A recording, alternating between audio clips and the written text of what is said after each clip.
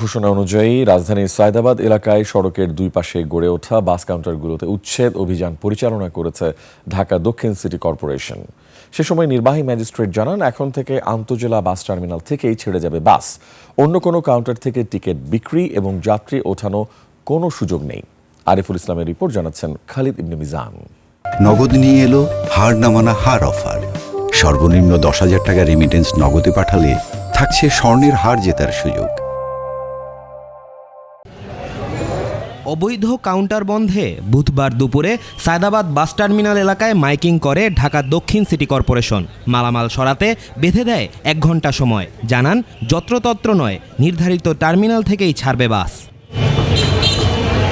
বেঁধে দেয়া নির্ধারিত সময়ের পর সিলগালা করে দেয়া হয় অনুমোদনবিহীন কাউন্টার, ভেঙে ফেলা হয় সাইনবোর্ড।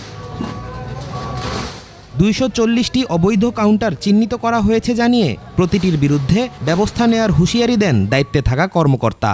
গোলাপবাগ থেকে শুরু করে সায়দাবাদ রোড পর্যন্ত এই যে সমস্ত কাউন্টার ছড়িয়ে ছিটিয়ে আছে সেগুলো আমরা মূলত বন্ধ করে দিব, সিলগালা করে দিব।